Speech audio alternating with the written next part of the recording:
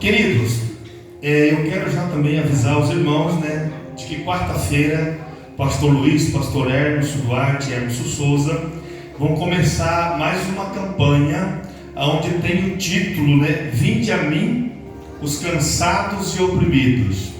Isso está em Mateus capítulo 11, versículo 28 ao 30. Presta atenção.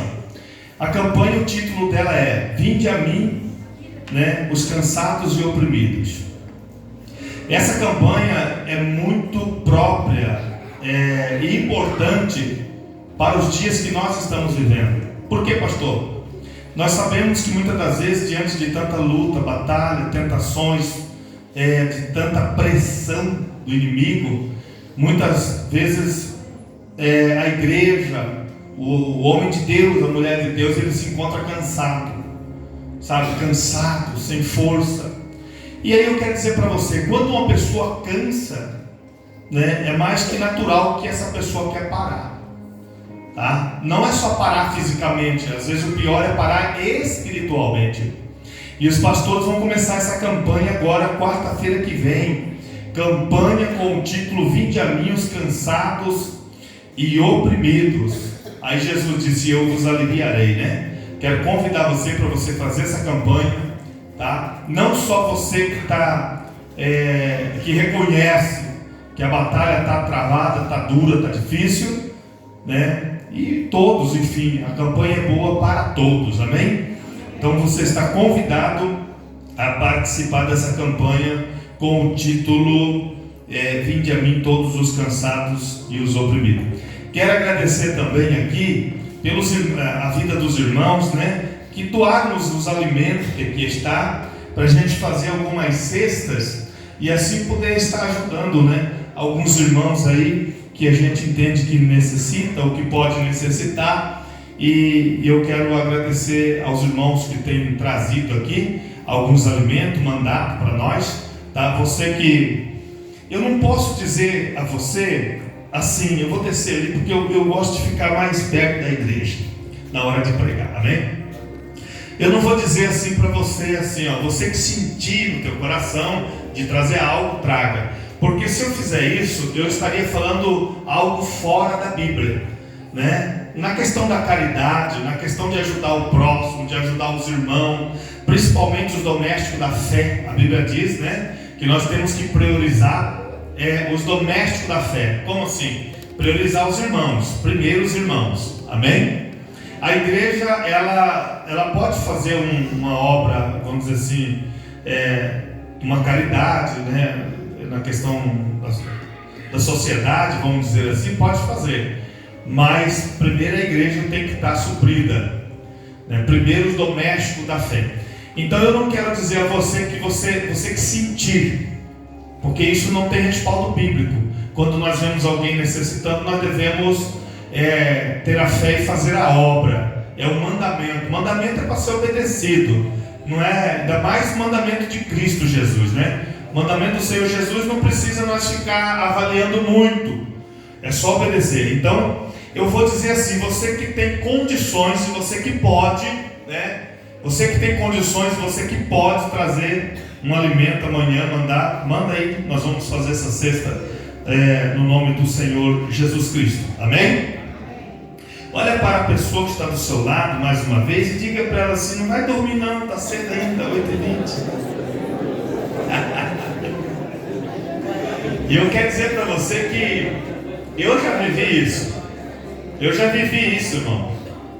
E até inclusive eu vou pregar sobre isso nessa noite. Eu vou pregar uma mensagem, não é muito longa a mensagem não, tá? A mensagem é bem curta, vamos dizer assim. Mas a gente fala de uma forma brincando, né? Mas dentro de fundamentos bíblicos, dentro da palavra de Deus, dentro de respaldo bíblico, né?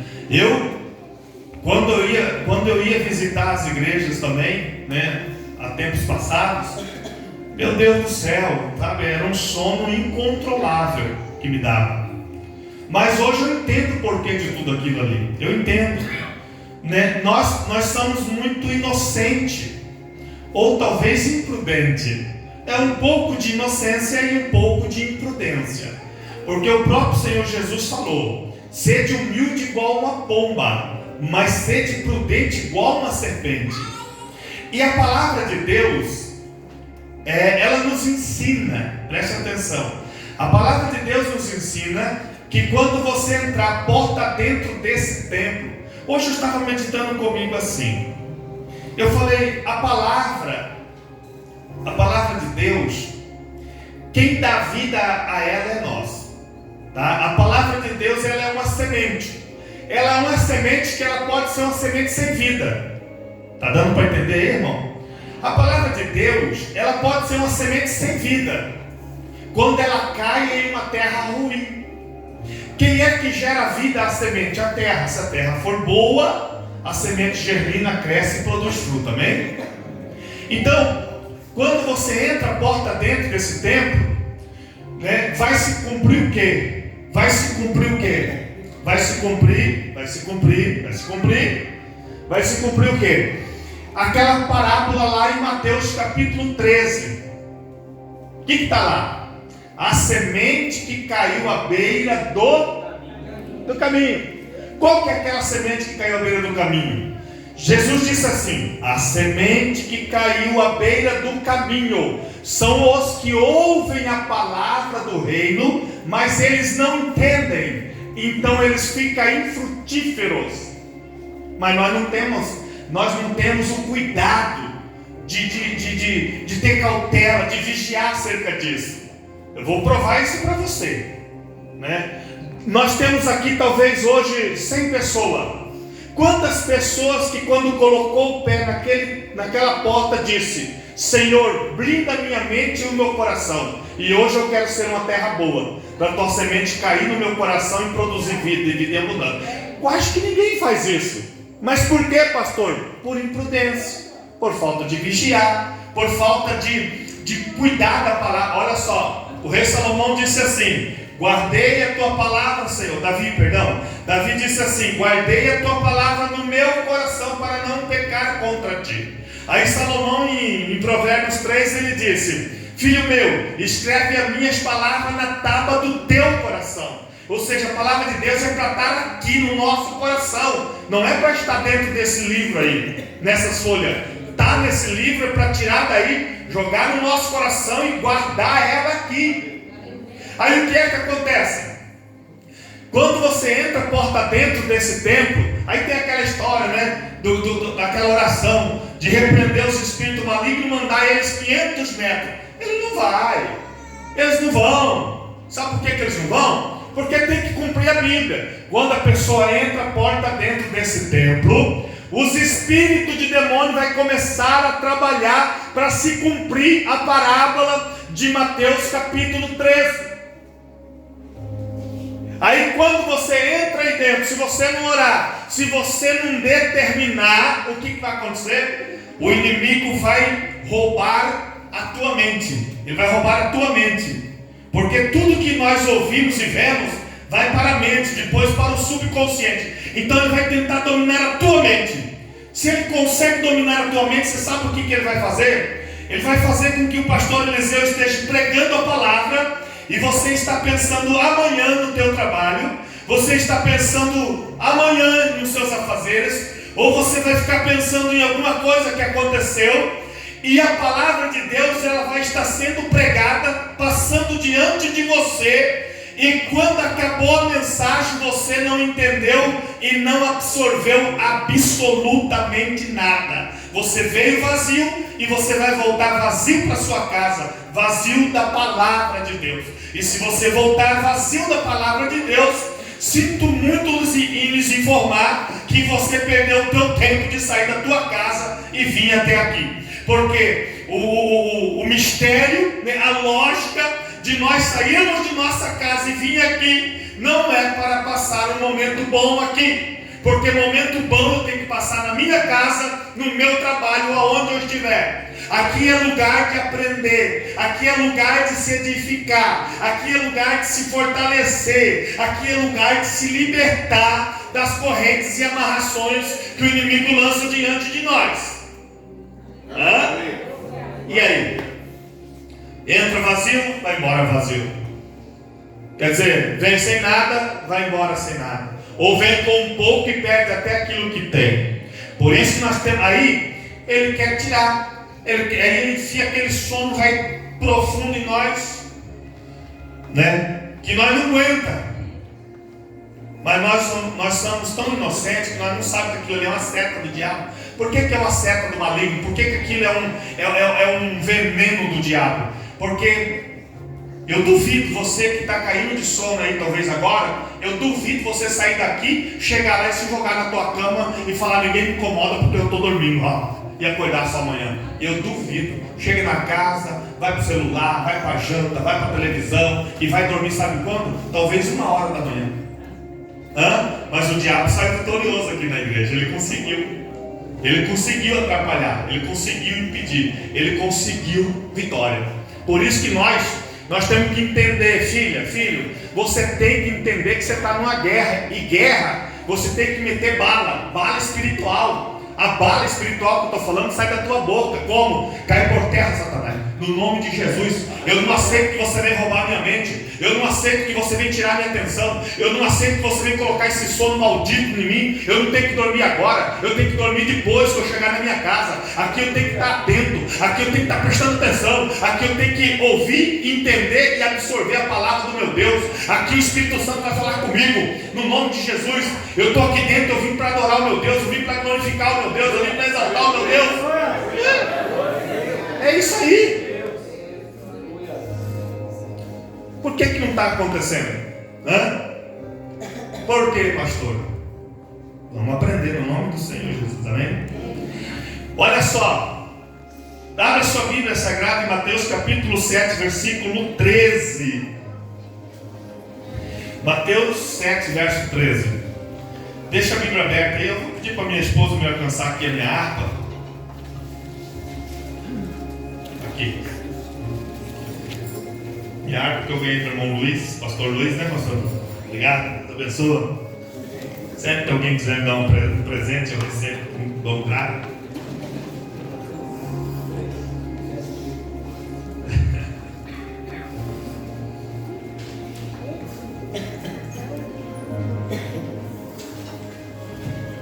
Eu vou cantar um louvor aqui, se os irmãos aí puderem acompanhar com o Vanderlei, vai aí, no teclado aí. 48 da harpa cristã. E você deixa a tua Bíblia aberta em Mateus capítulo 7, versículo 13. Amém? Vamos lá? O dia do triunfo de Jesus. Quando lá do céu descendo para o seu Jesus voltar, e o clarim de Deus a todos proclamar, que chegou o grande dia do triunfo do meu rei, e por sua imensa graça lá estarei. Quando enfim chegar o dia do triunfo do meu rei, quando enfim chegar o dia, pela graça de Jesus eu lá estarei. Nesse dia, quando os mortos vão de avó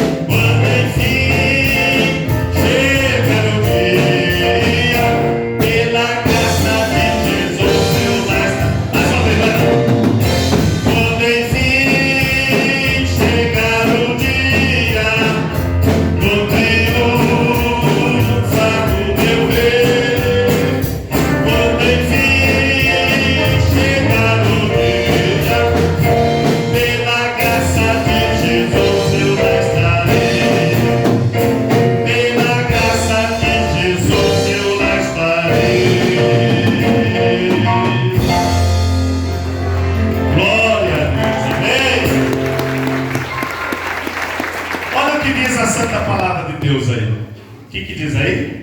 Vamos ler todos juntos?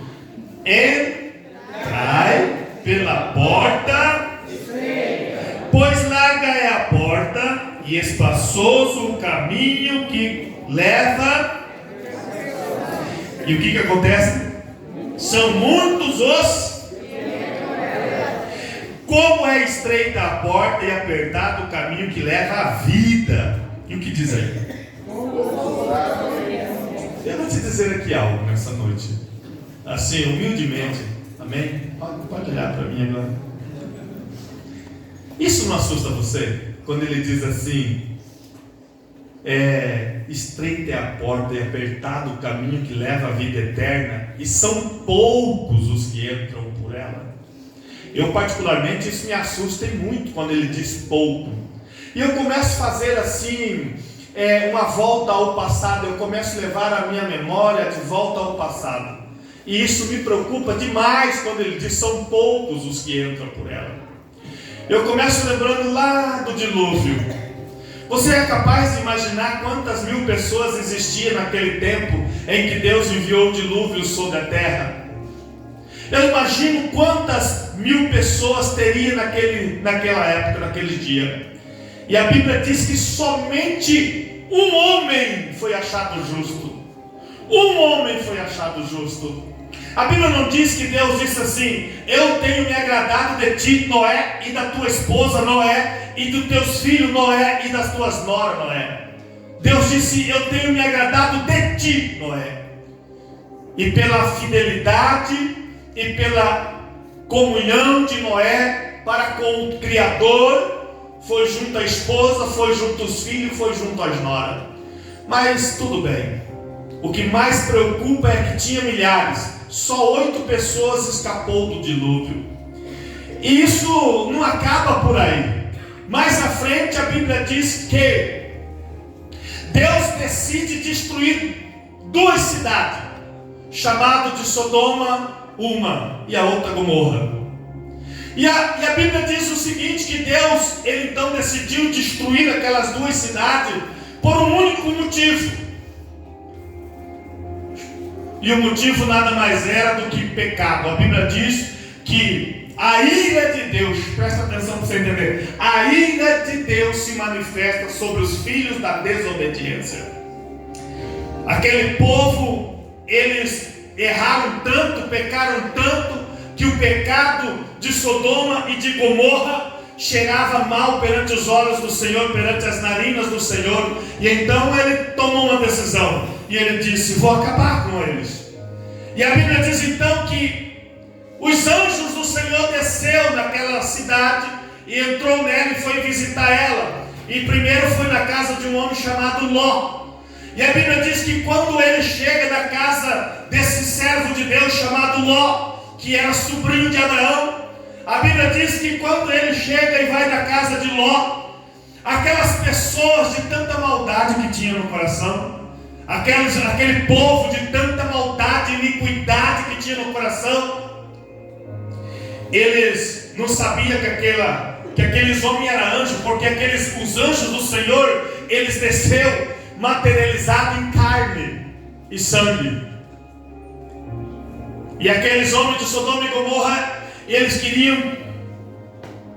E a Bíblia diz então que a destruição foi terrível, para não tomar muito tempo. Os anjos do Senhor disseram: está confirmado, está constatado que a oração que se faz aqui a respeito das obras desse povo é verdade. Aí o anjo do Senhor disse para Ló: Ló, pega a tua esposa e tuas filhas e sai desse lugar. Sai depressa, Ló. E a Bíblia diz que Ló saiu, ele, a esposa e 2 filhas. E a Bíblia diz que eles correram e o fogo desceu. Imagina quantos tinha lá.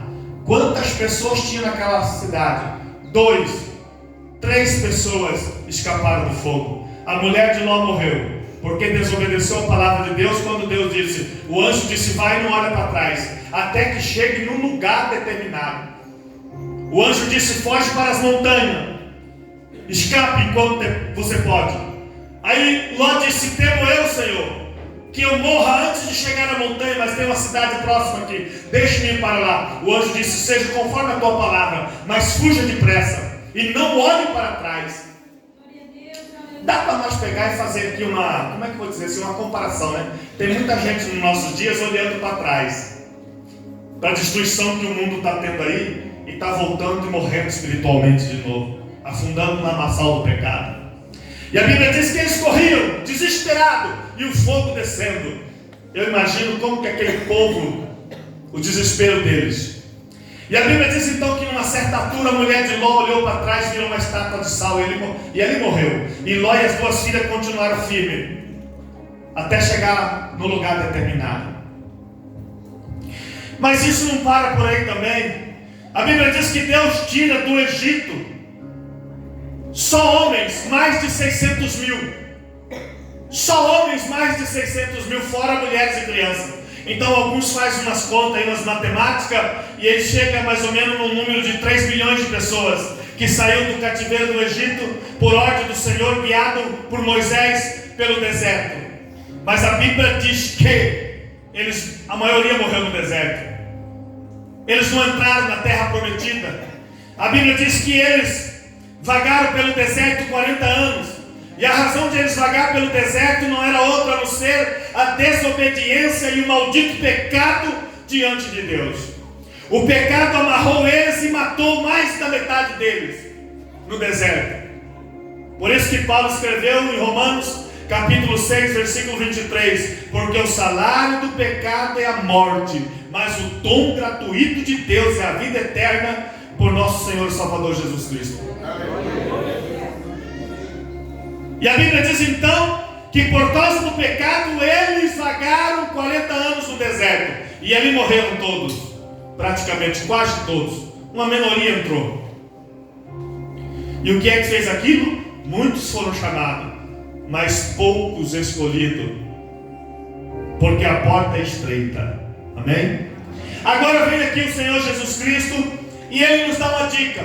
O Senhor Jesus, Ele nos dá uma sugestão dizendo: entrai pela porta estreita. Por quê? Porque larga é a porta e espaçoso o caminho que leva para a perdição, e são muitos os que vão entrar por ela. Mas estreita é a porta e apertado o caminho que leva para a vida eterna, são poucos os que entram por ela. Eu tentei colocar alguma imagem ali, mas dificilmente uma foto feita por mãos de homem vai se aproximar da maravilha de Deus, né, que é a cidade santa. Mas aquilo ali nós podemos ter. Será que aquilo ali é o quê? Né? Tinha outras fotos da cidade santa. Será que isso é verdade ou não? Será que isso é real ou não? Será que verdadeiramente será que Jesus estava falando a verdade lá em João capítulo 14, quando ele disse: não se turbe o vosso coração, credes em Deus, credes também em mim, porque na casa do meu pai há muitas moradas. Será que Jesus estava falando a verdade quando ele dizia: na casa do meu pai há muitas moradas? Será que ele estava falando a verdade quando ele disse: eu vou preparar lugar, e quando eu for eu volto de novo, e eu vou receber vocês, para que vocês estejam comigo? Aonde eu esteja, vocês estejais também. Eu estava conversando com a pastora antes de vir aqui para o culto. Estava conversando com a minha esposa, e eu dizendo a ela: o apóstolo Paulo, biblicamente, o apóstolo Paulo na igreja primitiva, ele foi o apóstolo que mais pregou o evangelho. Ele foi o apóstolo que mais visitou cidades. Ele foi o apóstolo que mais abriu campos e congregou a igreja. Nós temos ali a igreja de Romanos, que ele abriu em Roma. Nós temos a igreja de Coríntios, Romanos, Coríntios, Gálatas, Efésios. Ele abriu igreja e intitulou de Gálatas, Efésios, em Éfeso, em Filipe, Filipenses, Tessalônica, Tessalonicenses, e assim por diante. E você sabe quem era Paulo? Paulo era um homem que não tinha nada na vida. É o apóstolo Paulo da Bíblia, que ressuscitou morto e o maior pregador dos tempos da igreja primitiva. Não tinha uma casa para morar, não tinha um carro para andar, não tinha um cavalo para andar em cima, não tinha uma charrete para carregar ele, não tinha um colchão para ele dormir. Paulo não tinha nada. A metade da vida de Paulo após aceitar a Jesus foi preso, cadeia. Mas mesmo dentro da cadeia, ele não parava de escrever as suas cartas e mandar para o povo e converter pessoas. Paulo não tinha nada. Você sabe por isso que Paulo, quando ele fala assim, morrer para mim é lucro, mas se eu viver, eu vivo em Cristo, é porque Paulo sabia do que ele estava falando. Paulo não tinha nada. A Bíblia não diz que Pedro, Tiago, João, a Bíblia não diz que os apóstolos aqui possuíram alguma herdade, algum bens. A Bíblia não fala que Pedro foi bem sucedido financeiramente. A Bíblia não diz que os outros apóstolos que estão aqui foram bem sucedidos financeiramente. A Bíblia diz que eles eram fugitivos. Eles fugiam de cidade em cidade, cidade em cidade. Eles eram perseguidos. De cidade em cidade eles eram perseguidos. Até o dia em que cumpriu o que Jesus falou para Pedro. Uma certa vez Jesus chamou Pedro e disse assim: Pedro, vem cá. Aí ele disse: estou aqui, Senhor. Aí Jesus disse para Pedro: Pedro, tu me amas? E ele disse: eu te amo, Senhor. E ele disse: então cuida da minha igreja. Jesus olhou para Pedro de novo e disse: Pedro, tu me amas? E ele disse: sabes tu que eu te amo, Senhor. E ele disse: então cuida da minha igreja. Jesus a terceira vez diz: Pedro, tu me amas? Aí Pedro disse: Senhor, tu sabes que eu te amo. Por que me pergunta tantos assim? Aí Jesus disse para ele: Pedro, então cuida da minha igreja. Você, quando era novo, Pedro, cingia os teus lombos e você ia para onde você queria. Mas vai chegar o dia que te levarão em lugares que você não vai querer ir. Jesus estava falando do tipo da morte que ele teria. Iriam prender ele, pegar ele e levar a um lugar para crucificá-lo.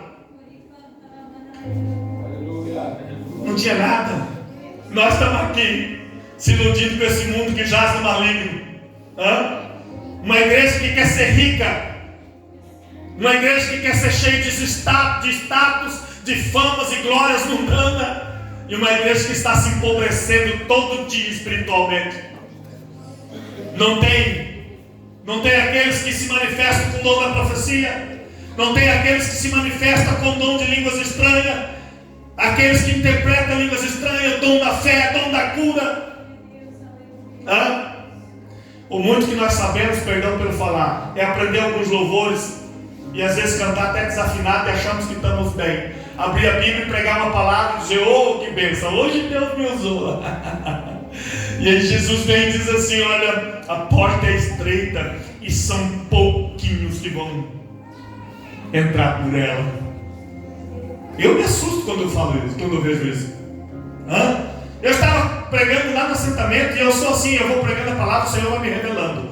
E eu estava pregando, e antes de eu pregar, na verdade, antes de o pastor me dar para eu pregar, eu fiquei olhando para o povo que estava lá, e o Espírito Santo começou a falar comigo. E ele começou a falar: você sabe por que as pessoas pensam muito para aceitar a Cristo? Você sabe por que as pessoas ficam avaliando muito Jesus? Ficam querendo, sabe, sinal, sentimento, revelações, profecias e outras coisas. Você sabe por que o ouvinte da palavra, ele não toma uma decisão definitiva de adorar somente a Deus, de ser um adorador de corpo, de alma e de espírito? E eu disse: eu não sei, Senhor. Ele falou: porque cada ouvinte pensa assim: eu vou viver mais 50 anos na terra. E muitos que pensou assim, a vida deles foi ceifada no outro dia, e eles não tiveram tempo de se consertar.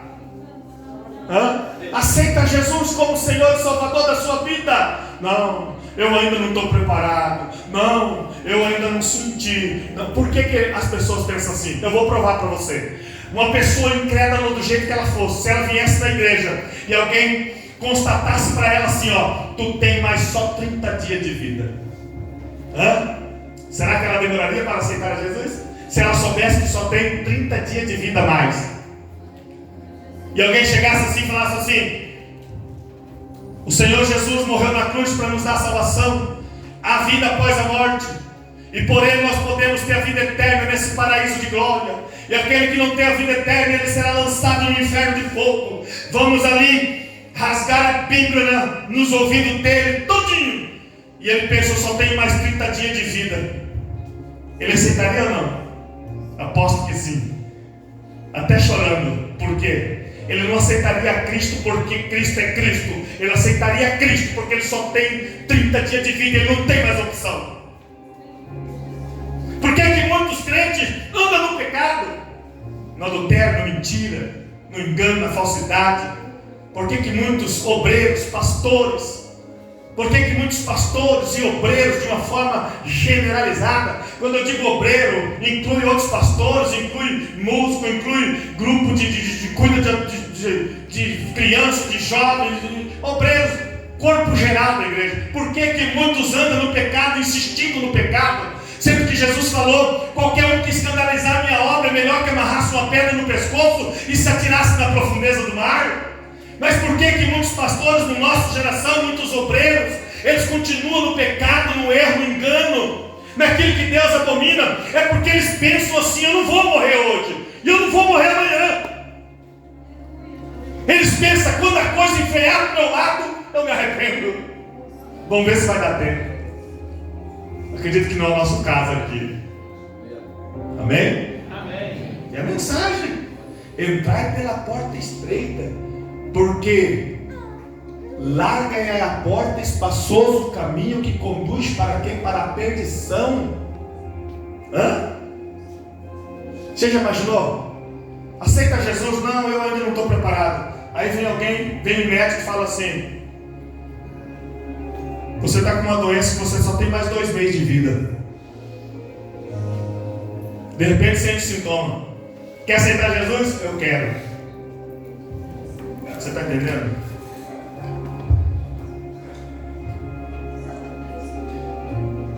Não dá para deixar se agarrar no Cristo mesmo. Essas coisinhas que nós estamos vendo aqui, o que você acha que vai acontecer? Eu já há anos eu venho pregando, dizendo: cada nação, cada cidade, aonde há povos, haverá um cálice que elas terão que beber, elas terão que tomar. Cada nação terá que tomar um cálice. Jesus, uma certa vez, ele diante dos apóstolos, ele disse para alguns, dizendo assim: podeis vós beber o cálice que eu vou beber? Do que ele estava falando? Da morte dele. Ele disse: podereis vós beber o cálice que eu vou beber?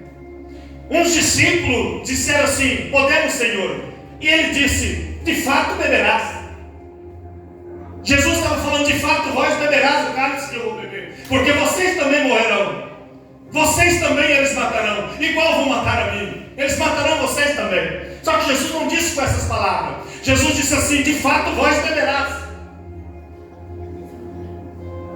Jesus estava querendo ali jogar uma para eles entenderem. Vão pegar vocês, vão prender vocês, vão açoitar vocês e vão matar vocês por causa do meu nome, porque odiaram a mim, vão odiar vocês também. Então cada nação tem um cálice para beber. Um cálice do quê? Do cumprimento da profecia. Essas coisas aí, você acha que vai melhorar? Vai melhorar? Será? O Brasil tem que beber o cálice que está determinado por Deus. Ninguém vai construir um paraíso aqui, nem no Mato Grosso do Sul, nem no Brasil, nem no mundo. Nós estamos indo para o fim. Garanta a tua salvação, filho. Garanta a tua salvação, filha.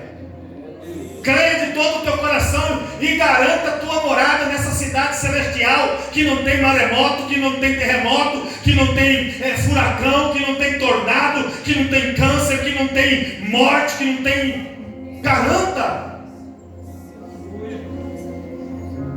É o que a igreja precisa ouvir hoje, sabe? Entrai pela porta estreita,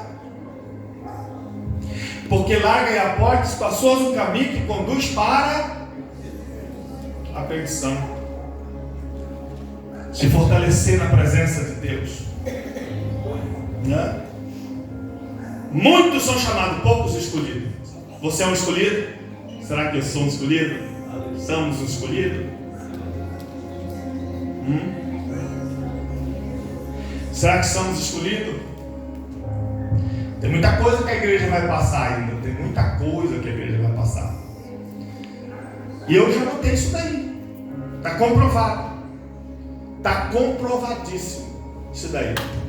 Isso é fato. Isso não é argumento. Irmão Roberto, pastor Reginaldo, pastor Luiz, pastor... Isso é fato. Tá? O verdadeiro discípulo de Jesus, não estou dizendo que você não é, mas se você não é, você pode ser. Se você é, continua sendo. Os verdadeiros discípulos de Jesus, eles são como atalaias. O que é o atalaia? O atalaia, ele não dorme. Ele pode dormir fisicamente, mas espiritualmente ele não dorme. Por quê? Porque ele entende que está num território de perigo. E se ele dormir, isso pode custar caro para ele. Então ele não dorme, espiritualmente ele não dorme. Está comprovado. Pelos fatos. Está comprovado isso pelos fatos. Pelas coisas que nós vemos dentro dos templos evangélicos. Dentro das sinagogas, dentro dos templos evangélicos. Nós vemos isso. Como é que diz aí? Nós vemos isso com muita transparência. Que se qualquer pregador falar de casa que perece, de cura física, de alimento para saciar a fome, nós saímos felizes. Isso está comprovado. E não é revelação não, Deus me revelou não. Isso está comprovado através dos fatos. É só pegar um celular desse ou uma câmera e filmar. Filma o culto e depois assiste. Se o pastor falar de vida eterna, salvação eterna, renúncia de pecado, vigiar e orar para que não caia em tentações, se falar de adorar a Deus, amar a Deus, servir a Deus, renunciar ao mundo e o pecado, né? Não tem aquela alegria de adorar a Deus. Mas se falar de comida que perece, de casa que perece, se falar de vestimenta, e se falar de relacionamento conjugal, se falar de união familiar, tudo fisicamente, isso daí tem uma reação diferente. E aí eu te pergunto, que vida nós estamos buscando mais? A vida espiritual ou a física? Hã? Irmãos, eu quero dizer para você o seguinte: entrai pela porta estreita, amém? Entra. Você não tem que, eu tenho que. Irmã Marilza,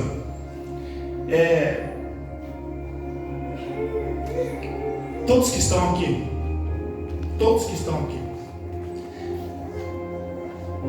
você sabe o erro que as pessoas estão cometendo? Um erro gravíssimo que a igreja está cometendo. A igreja do Senhor Jesus, ela é que está fazendo as suas avaliações se ela está bem com Deus ou não. Esse é um erro catastrófico. Eu não tenho que avaliar a minha vida se está boa com Deus ou não. Quem tem que avaliar é o próprio Deus, e Ele vai avaliar e vai me dar o veredito pela sua palavra. Ou estou falando bobeira? E o que está acontecendo? Eu estou bem, está bem. Eu estou bom assim, e para mim eu acho que eu estou bom. Nós não temos que achar nada. Você não tem que medir o teu nível de santidade e de obediência a Deus. Quem mede é a palavra do Senhor. E para você saber quem você é, para mim saber quem eu sou e qual que é o meu nível, somente lendo a palavra de Deus. Somente lendo, relendo, meditando, orando. E o que está acontecendo hoje? Tá bom sim. Ninguém tem nada a ver com a minha vida. E aí? Irmãos, entrai pela porta estreita. Eu não faço isso para humilhar ninguém. Eu estou falando isso com muito carinho, porque o meu Deus que eu sirvo, uma certa vez, eu já contei isso para alguns irmãos, né? Uma certa vez eu falava assim com um tom muito áspero, palavra muito dura demais. A palavra é verdade, mas depende da forma que você prega e se expressa, ela dá um... Você pode falar uma palavra sorrindo, se alegrando, descontraídamente, e você pode falar a mesma palavra com... Mas enfim, de ambos as formas é a palavra de Deus. E eu tive um sonho uma certa vez, e eu pegava um caniço, e eu batia no chão, e as ovelhas corriam para lá, e corriam para cá, e corriam para lá, perdida. E eu acordei de madrugada e disse: Senhor, por que eu tive esse sonho? De eu batendo e gritando com essas ovelhas, e elas corriam sem rumo. O Senhor falou para mim: você está falando muito duro com as ovelhas, filho. Prega a verdade, mas pode pregar num tom mais calmo, tá? Você está intimidando demais. Mas era a palavra. Tem que ser pregada. Tem que ser pregada. Você sabe por quê, irmão? Tem muita coisa que vai acontecer. Quem que não percebe isso? Que o mundo está se definhando? Só quem não quer. Quem que não percebe isso? Que o ser humano, ele está vivendo a maior falta de amor no seu coração como nunca. Quem que não percebe que todos os governantes da terra, eles estão preocupadíssimos com o planeta? Quem que não percebe que o anticristo já está se vestindo para se apresentar nas nações? Só quem não quer. O problema não é o anticristo se manifestar. Quando a gente fala anticristo, de primeiro momento até dá a entender que ele não é tão mau, né? Mas a própria palavra já diz anticristo. O que é anticristo? É contra Cristo, inimigo de Cristo. Se é inimigo de Cristo, é inimigo da igreja. Se é anticristo, é anti a igreja do Senhor Jesus. Ou seja, anticristo, pai, filho, irmão, sei lá o que de Satanás. Mas é mais ou menos por aí. Anticristo, anti a igreja, vai se levantar contra a igreja de uma forma furiosa. Vai se levantar contra a igreja de uma forma terrível. Mas quando você está revestido, quando eu estou revestido, o que acontece? Você quer correr, mas você quer correr diante do inimigo, você quer correr contra o inimigo. Você não quer correr do inimigo. Quando a gente não tem unção, quando a gente não está na graça de Deus, quando nós não estamos revestidos, nós queremos fugir, nós queremos se esconder, nós queremos correr, nós temos medo. Mas quando nós temos unção, para nós é um privilégio, para nós é uma alegria, para nós é uma graça de Deus poder morrer pelo nome do Senhor Jesus Cristo de Nazaré. Quem vai entender os apóstolos? Será que essa igreja desse século é capaz de entender a vida dos apóstolos? Homens que tinham tudo para negar a Jesus e fugir e viver as suas vidas na normalidade que todos viviam. Mas eles não, eles iam de encontro. Eles diziam assim: eu não nego meu Senhor Jesus, eu não nego nosso mestre, mas vocês vão morrer, não importa. Eu não tenho mais a minha vida por preciosa aqui, nada, porque agora eu já sei para onde eu vou. Fortalecimento, né? E aí? É assim que funciona. Pastor às vezes está no pecado, né? Mas aí o diabo vem e semeia na mente dele, tá? Que eu vou viver mais uns 50 anos na terra. Então para que eu me arrepender agora? Para que eu me converter agora? Por que eu abandonar agora? Agora, se alguém chegasse e falasse para mim igual falaram para Ezequias, né? Se tivesse o profeta Isaías chegasse para mim e dizia assim: assim diz o Senhor Deus Todo-Poderoso, põe a tua casa em ordem, porque morrerás e não viverá. E virasse as costas e for embora. Você sabe o que? Eu ouço pessoas falar de ser profeta, sinceramente, eu dou umas risadas debochadas. O que tem de gente carnal, natural, enganador no meio da igreja hoje não é pouco. Eles enchem a boca e dizem assim: eu estou aqui como profeta de Deus, mas eles não sabem abrir a boca e falar contra o pecado, eles só falam favorecendo a pessoa. É ou não é? Deus tem uma obra na tua vida, Deus vai fazer isso, Deus vai fazer aquilo, não tema não, e etc. Mas nos nossos dias, você não vê o profeta que chega e fala assim: ó, Deus me revelou que você estava lá assim, tá? Põe a tua casa em ordem. Não. Esse é os profetas. O profeta de Deus, ele prega revelando o pecado, para que haja arrependimento, para que haja conversão. Não há luta maior do que possamos suportar. Deus não permitiu tentações sobre nós maior do que possamos suportar. Não e é não. Não quero.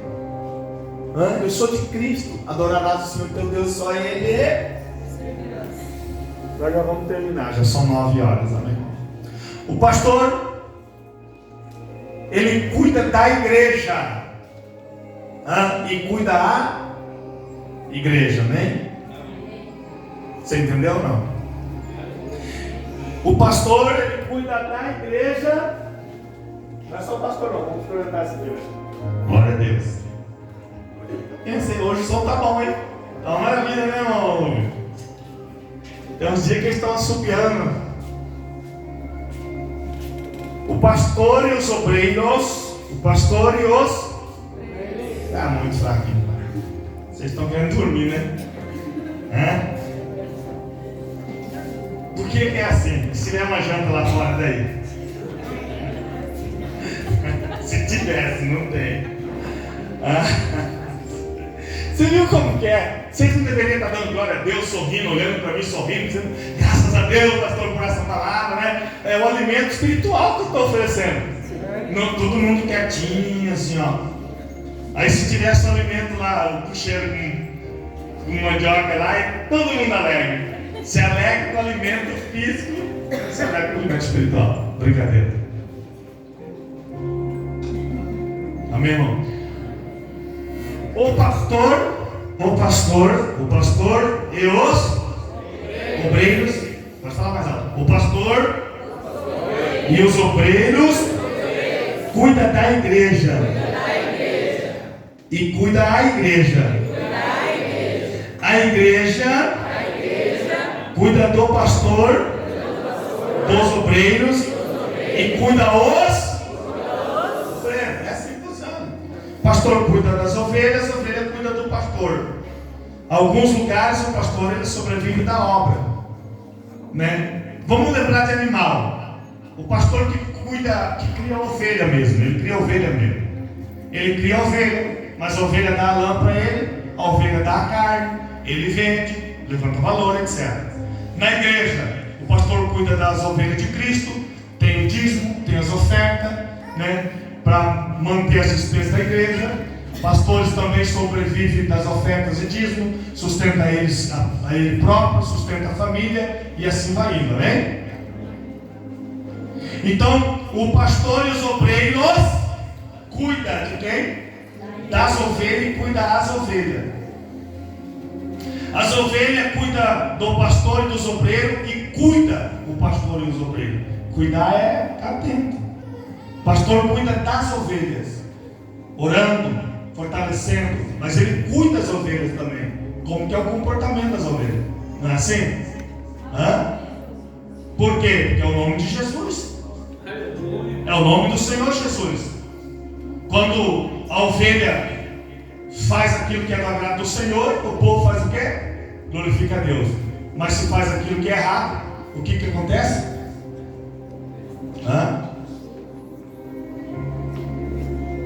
Escandaliza a obra do Senhor. Amém, irmão? Escandaliza a obra do Senhor. E assim também é o pastor. Quando o pastor ou qualquer obreiro, aqui, lá, onde for, que está sobre o altar, quando faz algo que a Bíblia reprova e abomina, o que acontece? A obra do Senhor é escandalizada. Não é verdade? Você já imaginou eu, pastor Eliseu, pregar contra o adultério e viver no adultério? Você aceitaria isso ou não? Quem aceitaria? Aceitaria? Não? Fala assim não, fala, não aceito isso aí, pastor. Pode falar todos vocês, eu não aceito, pastor. Não aceito. E mesmo que se vocês aceitassem, vocês para mim não ia fazer muita diferença, porque Jesus não aceita. Pode até igrejas aceitar, mas o problema é Jesus não aceita. E por ele não aceitar, parte com ele não tem. Você já imaginou o pastor Eliseu pregar contra o adultério e viver no adultério? Você já imaginou obreiros aqui nessa noite pregar contra o adultério e viver no adultério? Você já imaginou músicos pregar contra o adultério e viver no adultério? Você já imaginou qualquer obreiro aqui, seja do corpo dos pastores, porteiro, do grupo de qualquer círculo de oração, de qualquer lugar? Você já imaginou nós pregar contra o adultério e viver no adultério? Pregar contra a mentira e viver na mentira? Pregar contra a injustiça e viver na injustiça? Pregar contra o pecado que o mundo oferece e viver? Isso tem aceitação perante a Cristo ou não? Não tem. Jesus disse assim que um povo santo, sem santificação ninguém verá a Deus. Amém? Ninguém verá a Deus. Igreja é isso. Não pode falar não, porque não, tem que falar sim.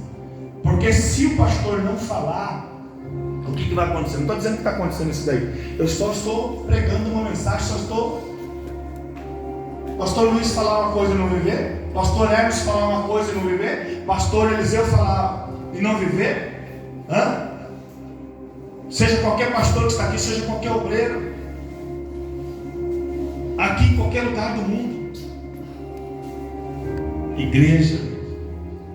Igreja é santidade, igreja é pureza, igreja é brilho, é luz.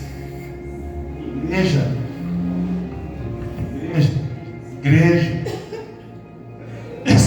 O microfone desse aqui não está muito legal comigo, não.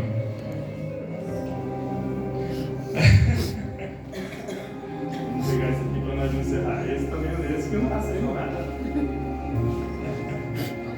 Som. Para Deus. Vocês entenderam, irmão? Por isso que eu disse que o pastor e os obreiros cuidam da igreja. E cuida da igreja. Estou de olho. Estou pronto para ajudar, mas eu também estou de olho. Se eu descobrir qualquer coisa e alguém falar aquele é membro do teu ministério, eu vou dizer nunca foi, não desconheço. Vou dizer, olha, nem sei quem está falando. Porque eu fiquei sabendo que está aqui a prova. Eu falo, cara, apresenta lá para mim, porque eu não sei, eu não conheço essa pessoa. A igreja, ela cuida do pastor e dos obreiros e cuida do pastor e dos obreiros também. Pastor Eliseu, o que é aquele negócio lá que eu vi?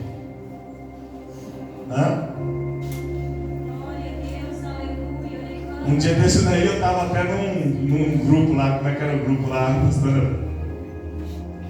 Tinha um grupo lá. Aí eu, namorado, não sei o que lá. E a pastora falou para mim, e esse grupo aí? Você está nesse grupo? Eu falei, eu não estou nesse trem não. Tá assim, ó. Quem veio, eu falei, olha, eu não estou nesse negócio. Aí quando a minha filha foi lá, tinha mais uns 10 grupos lá no Facebook lá. E eu estava seguindo lá umas 100 e poucas pessoas. Vai apertando o dedo ali meio de qualquer jeito. E eu falei, olha, eu não fui. Agora, pode até alguém falar, o pastor Eliseu, eu vi ele. Eu falei, mas eu quero ver provar. Prova uma conversa, prova com áudio, prova com foto, prova com alguma coisa. Então o pastor, ele cuida da igreja e cuida da igreja. A igreja cuida do pastor e dos obreiros e cuida também do pastor e dos obreiros. Pastor Eliseu, o que é aquela mensagem? O que é que o senhor estava lá em tal lugar? Porque senão o pecado não é arrancado. Pastor Eliseu, eu ouvi um obreiro do senhor lá, assim. Vou falar, mãe. Eu ouvi uma obreira assim, pode falar. Você está entendendo? Isso é igreja. Igreja é lugar de sacrifício. Igreja. Você já imaginou, irmão? Esqueci o nome. Arley e a irmã Thaís. Irmã Thaís estão vindo agora. A convite do pastor Reginaldo. Chegar aqui, de repente você descobre que o pastor Eliseu. Você vai ter motivação para ficar? Se você vem numa igreja buscar Deus, santidade, pureza, verdade, e de repente o que deveria dar exemplo, dá mau exemplo. E aí? Não é verdade? Prega honestidade, santidade, justiça, e deve tudo ao contrário. Por isso que às vezes é difícil, mas não é impossível. É difícil, mas não é impossível, né, irmão? É difícil, mas não é impossível. Você pode chegar em qualquer lugar e pregar a palavra de Deus, você não vai ser questionado. Você pode chegar em qualquer pessoa e falar do amor de Jesus, não vai ser questionado. E aqui Antônio e João já falaram muita coisa de mim, só que a obra vai só crescendo. Eu falei com a minha esposa antes de vir para cá, falei, a igreja é uma bênção. Esse ministério que Deus nos deu é uma bênção. Por quê? Por causa do nosso sacrifício, a renúncia. O pecado está se tornando normal nas igrejas, ou não? Tá. O pecado está se tornando normal nas igrejas, principalmente nos altares. Não tem nada a ver, não tem nada a ver. Meu Deus do céu, quando chegar diante de Cristo Jesus, vamos ver se ele vai falar, não tem nada a ver. Pecado não é normal, pecado é uma maldição, condena a alma, o espírito, amém? Igreja do Senhor Jesus Cristo, lavada, remida no sangue do Cordeiro. O pastor e os obreiros cuidam da igreja e cuida a igreja. A igreja, ela cuida do pastor e dos obreiros e cuida o pastor e os obreiros. Amém, irmãos? Assim deve ser a igreja do Senhor Jesus Cristo. Assim deve ser a igreja do Senhor Jesus Cristo. Tá? Não tem aquele ditado que tem coisa que tem que tirar. Como que fala? Corta. Não escutei. Corta o mal. Corta. Eu vi o padre Léo. Eu gostava muito de ouvir o padre Léo. Já morreu. Porque tudo que é bom não morre cedo. Por que isso? É o padre. Acho que é o padre Léo, padre. Deus do céu. Ele morreu. Só sei que ele morreu. E aí uma vez eu escutando uma mensagem dele, ele falou, esse negócio de que o mal corta pela raiz, isso não tem fundamento, ele falou. Aí o povo ficou tudo olhando, né? Ele falou, o mal arranca com raiz e tudo, falou. Porque se cortar ele vai brotar de novo. Eu falei, eita papo, me desculpa. Eu já morreu, mas eu vou usar essa palavra na igreja. Ele falou, o mal se arranca com raiz e tudo, e joga fora e queima. Falou, nunca mais aquilo vai nascer e vai brotar. Amém, irmão? Tá? Vamos orar a Deus. Vamos buscar mais a Deus. Tá? Vamos crescer mais a Deus. Não esqueça dessa palavra que eu preguei nessa noite, que Deus te deu aí nessa noite, tá? Entrou porta dentro, ora. Se fortalece na casa de Jesus. Hoje eu vou para a igreja, eu quero chegar lá. Fala comigo, Senhor. Não vem para o culto sem pedir para Deus falar com você. Hã? Não vem. É maravilhoso quando você sai da tua casa e você ora a Deus e fala, Senhor, fala comigo. O que você quer que Deus faz? Em que área? Ele vai falar com você. Ele vai falar através de um louvor. Ele vai falar através de uma oportunidade. Ele vai falar através de um, sabe,